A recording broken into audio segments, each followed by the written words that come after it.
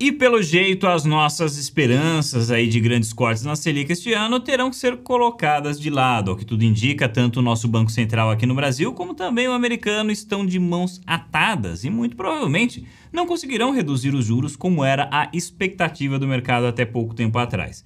Então neste vídeo nós vamos falar por que isto está acontecendo e explicar quais as consequências desse movimento para você que investe em ações ou em fundos imobiliários. Todos nós estávamos empolgados aí com as perspectivas de cortes na taxa de juros, porque sempre que isso acontece, todos os preços ao redor da bolsa tendem a subir. Queda de juros é sempre motivo de festa para o investidor de renda variável, porque quando a renda fixa paga pouco, os demais investimentos se tornam mais atrativos. Quando o juro abaixa, o dinheiro se torna mais barato, os negócios se alavancam conforme os empréstimos vão se tornando mais fáceis de se pagar e toda a economia gira muito mais rápido, aí, gerando empregos e tudo mais. É por isso que todo mundo quer que os juros caiam e, de forma geral, o Banco Central só deve manter a Selic elevada por necessidade mesmo para poder conter a inflação. Agora que a inflação do mundo todo está amansando, muitos vinham alimentando a expectativa de queda, mas a cada dia que passa, surgem novos motivos para justificar taxas altas por mais tempo. Primeiro nós tivemos o problema do arcabouço fiscal, que foi feito ali compromissos, né? Não foram feitos compromissos fortes para controle das contas públicas, mas agora nós temos também outra questão. Como eu sempre digo nos vídeos, é essencial para o investidor brasileiro saber tanto o que está acontecendo no Brasil, como também nos Estados Unidos, e desta vez não é diferente. As altas das taxas de juros que vêm sendo praticadas não apenas por lá, mas também em toda a Europa, Reino Unido e boa parte do mundo desenvolvido ainda não entraram em rota de queda. Isso coloca um piso abaixo do qual a nossa Selic não pode se aventurar a cair sem criar sérios riscos para a nossa taxa de câmbio e também para a nossa inflação. E para entender essa relação, basta pensar o seguinte, pessoal: o que aconteceria com a demanda da moeda de um país repleto de incertezas e riscos se outros países muito mais estáveis oferecerem uma taxa maior para o investidor deixar o dinheiro estacionado por lá?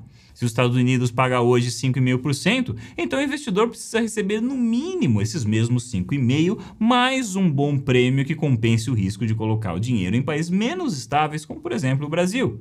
Qual o tamanho desse prêmio, ninguém sabe exatamente, mas todo o mercado sabe que ele existe e que isso restringe o limite de atuação do nosso Banco Central. Se o Bacen desrespeitar essa relação e tentar resolver as coisas na base da canetada, ignorando as leis de oferta e demanda que regem os mercados, então nós podemos não apenas enfrentar outra depreciação do câmbio, mas também isso criaria pressões inflacionárias, porque muitos custos daquilo que nós consumimos é determinado em dólar. Se o dólar aumenta, a nossa inflação tende a sofrer também. E é por isso que os acontecimentos lá de fora são tão importantes assim de saber. Nós precisamos saber o que está acontecendo lá para conseguir sempre estar um passo à frente do que acontece aqui. Mas o que é muito interessante dessa situação atual é que, se por um lado nós estamos de mãos atadas em parte, né, por causa deles lá fora, eles lá fora também estão de mãos atadas, só que por outros motivos. Pessoal, vamos abrir aqui exatamente o que está se passando no mercado americano neste momento. Segundo o fundo do mega investidor Ray Dalio, existe um grande fator que irá impossibilitar o banco americano de abaixar os juros nos próximos anos, mesmo se a inflação se mantiver sob controle. Segundo o fundo do Ray Dalio, o grande entrave está no custo de moradia americana, ou mais especificamente, o mercado imobiliário americano. Muitos podem estar se perguntando, afinal, qual a grande importância do mercado imobiliário para o investidor de ações? E o motivo é que nos Estados Unidos, o desempenho desse mercado sempre esteve diretamente relacionado com o desempenho da economia como um todo. Essa relação, inclusive, é tão forte por lá que os investidores costumam muitas vezes olhar para o mercado imobiliário em busca de pistas sobre os rumos futuros da economia. Além disso, 30% do índice de inflação americano corresponde ao custo de locação, ao custo de moradia por lá. Então, altas relevantes desse mercado podem e devem gerar grandes pressões inflacionárias, capazes, inclusive, de minar todo o trabalho de controle da inflação que vem sendo feito desde o ano passado. Então, vamos ver o que está acontecendo com esse mercado através deste gráfico que está aparecendo aí na tela. Olha só que interessante. Aqui em azul nós temos os preços de moradia, os preços do mercado imobiliário americano. E em rosa está representado aqui o custo do financiamento imobiliário. Em geral, em todo lugar do mundo, o que se espera é que essas variáveis atuem em direções opostas uma da outra. Se o custo do financiamento imobiliário cai, então fica mais barato financiar um imóvel, aumenta a demanda por imóveis e por isso os preços sobem. Mesma coisa na situação inversa. Se o custo do financiamento sobe, então é esperado que isso segure a apreciação dos preços de moradia, porque reduz a demanda por imóveis. E se nós aproximarmos aqui no gráfico, nós veremos que, de fato, em um primeiro momento, foi exatamente isso que aconteceu. Nós tivemos o maior aperto monetário dos últimos 40 anos, que elevou o custo do financiamento, que antes estava em meros 3%, para mais de 7% hoje. E conforme era de se esperar, isso de fato derrubou o preço dos imóveis também. Isso foi o que aconteceu no primeiro momento. Esse, inclusive, foi o grande responsável aí por deixar muitos investidores de cabelo em pé com medo de uma grande recessão. Mas o que aconteceu em seguida foi algo que a vasta maioria do mercado não esperava. Toda esta queda de preços que aconteceu aqui, ela já foi anulada. Quem olhasse os preços de 2021 e depois olhasse os preços atuais, sem saber nada do que aconteceu aí no meio do caminho, jamais imaginaria que um aperto monetário tão forte teria acontecido. E a explicação por trás de todo este movimento inesperado está aqui, pessoal. Isso aqui é a quantidade de financiamentos imobiliários em relação à taxa de juros de cada financiamento. Veja que a vasta maioria dos contratos de financiamento que estão ativos hoje possui uma taxa entre 3% e 4%, que era a taxa predominante pós-pandemia, quando o Fed jogou os juros lá no chão, né? O Fed jogou os juros lá para zero, mas as taxas de financiamento imobiliário sempre são um pouquinho diferentes da taxa de juros do Fed, mas mesmo assim elas eram muito baixas naquela época, né? Tava uma taxa de 3% na média para as pessoas refinanciarem o imóvel.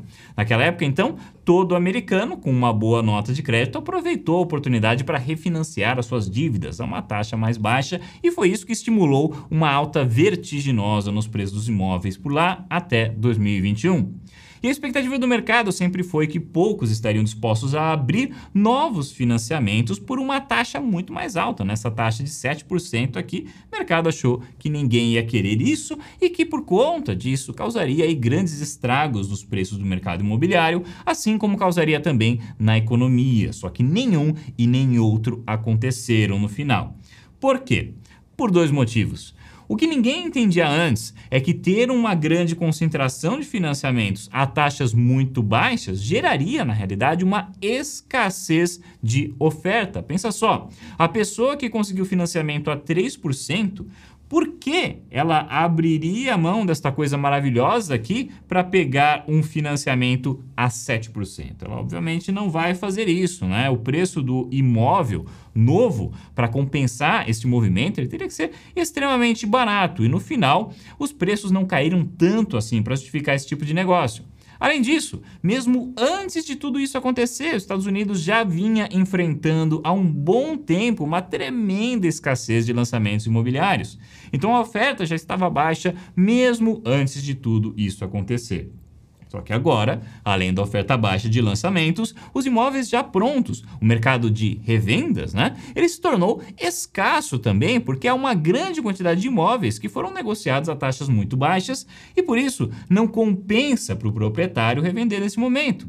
E se você está reconhecendo o valor, pessoal, de entender o mercado americano, reconhecendo o valor de expandir a nossa análise, aproveite aí o desconto do nosso programa de investimentos Valor Estatístico. Esses preços eles vão apenas até o final do mês. Todo mês os preços aumentam, não existe então hora melhor para entrar no programa do que hoje. Você vai ter aí 1 ano de acesso gratuito a todos os meus investimentos, todas as nossas carteiras, além de acesso vitalício ao curso e contato direto comigo para tirar suas dúvidas. Não deixe de conferir no link da descrição. E voltando aqui, se a gente parar para pensar sobre todo esse cenário que nós estamos falando, nós vamos entender o argumento do fundo do Ray Dalio. Se o mercado imobiliário está tão aquecido assim, mesmo com toda essa alta de juros. Então significa que o Fed está de fato de mãos atadas, porque se ele reduzir os juros agora que o mercado está tão forte assim, então o mercado se tornaria ainda mais aquecido. E como 30% da inflação vem do custo de moradia, isso minaria todo o combate à inflação que vem sido feito até agora. Vamos dar uma olhada aí na inflação americana. Semana passada saiu o CPI, que é o índice mais conhecido da inflação por lá, e se a gente excluir a moradia aqui do nosso índice, nós teríamos já uma inflação dentro da meta de 2%. Veja que a inflação headline, né, a inflação principal estaria 1,9% e a inflação core estaria 2,2%, que está aí muito próximo, né, da meta de 2%. Sim, existem, né, outros setores onde a inflação ainda está mais teimosa, como é o caso do setor de serviços, transportes, passagens de avião, né, aumentaram muito nesse período. Tem a questão da alta do petróleo também, que também infla os custos das linhas aéreas. Mas mesmo assim, a inflação segue em sua trajetória de queda. E como nós falamos, se fosse possível eliminar a moradia aqui da inflação, então nós já teríamos atingido a meta de lá. Mas claro, isso é impossível. Moradia é um grande custo na vida de todos e se nós isolarmos o custo de moradia, nós veremos que esta métrica está apenas começando a cair. Como eu já citei em outros vídeos, a forma como eles medem o custo de aluguel no índice de inflação, isso faz com que as variações sejam sentidas no índice com um bom atraso em relação ao mercado real. Então agora, o custo de moradia está em tendência de queda porque eles estão refletindo o que aconteceu no mercado imobiliário meses atrás, quando os preços estavam caindo.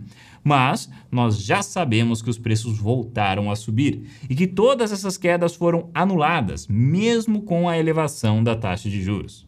Então, se o Fed decidisse abaixar os juros, isso certamente poderia ter consequências muito severas para a inflação e é por isso que agora não se fala mais em cortes. Nessa quarta-feira, pessoal, nós teremos aí uma nova discussão tanto do Fed como do Copom. E a expectativa do mercado é que o Fed mantenha os juros como está. Existe também a expectativa de mais um aumento até o final deste ano e embora fosse esperado que os juros começariam a cair já no ano que vem, agora nós já não temos tanta clareza assim.